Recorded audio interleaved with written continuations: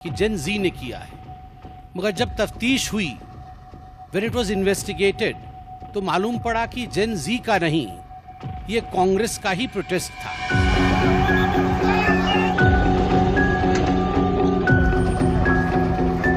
इस हादसे ने हमारा जो 5 साल का तपस्या था शांतिपूर्ण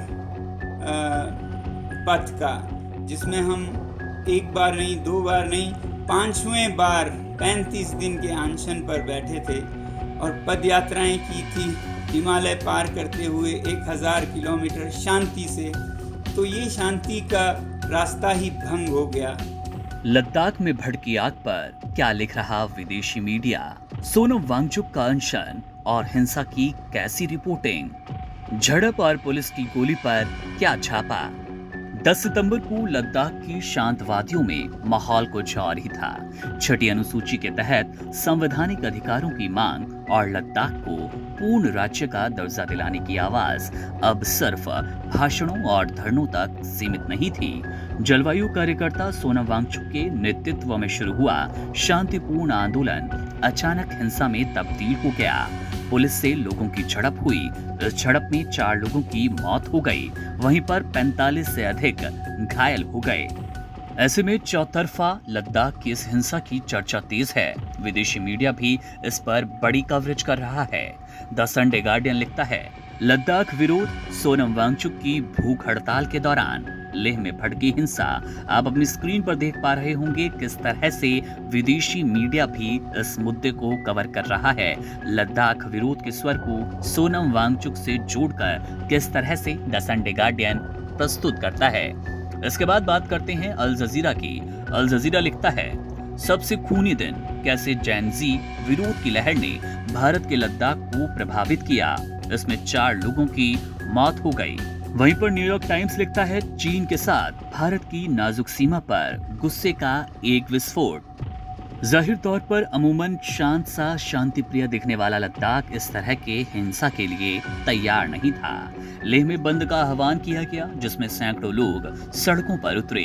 लद्दाख एपेक्स बॉडी LAB में इस प्रदर्शन की अगुवाई हुई। शुरुआत शांतिपूर्ण रही, लेकिन दोपहर होते होते माहौल तनावपूर्ण हुआ।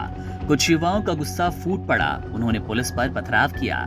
भाजपा कार्यालय और पुलिस वाहनों में आग लगा दी गई। हालात बेकाबू होते देख सुरक्षा बलों को आंसू गैस के गोले छोड़ने और लाठीचार्ज करने पर मजबूर होना पड़ा। इन झड़पों में कम से कम 4 लोगों की मौत हुई। जैसा कि हमने आपको बताया, 45 से ज्यादा लोग घायल हो गए, जिनमें 22 पुलिसकर्मी शामिल रहे। स्थिति को काबू में लाने के लिए लेह जिले में कर्फ्यू लगा दिया गया। धारा 163 के तहत निषेधाज्ञा लागू कर दी गई, जिसमें 5 से अधिक लोगों को एकत्र होने पर रोका जाएगा। इस हिंसा के बाद लद्दाख के उपराज्यपाल कविंदर गुप्ता ने स्थिति पर प्रतिक्रिया दी। उन्होंने स्पष्ट शब्दों में कहा कि जो लोग इस हिंसा के लिए जिम्मेदार हैं, उनकी पहचान की जाएगी और उनके खिलाफ सख्त कार्रवाई होगी।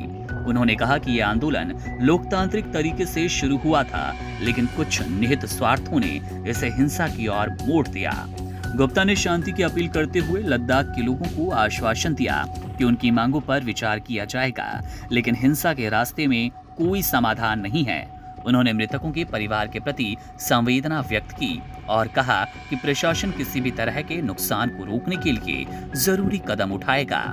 लद्दाख की स्थिति केंद्र सरकार और स्थानीय नेतृत्व के बीच लंबे समय से जारी असंतोष की परिणति है। लोगों की मांग है कि लद्दाख को संविधान की 6ठी अनुसूची के तहत स्वायत्तता मिले, जिससे उनकी संस्कृति, भूमि और संसाधनों की सुरक्षा सुनिश्चित हो पाए।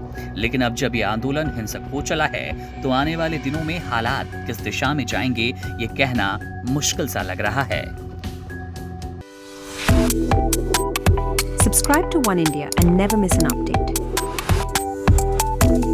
Download the One India app now.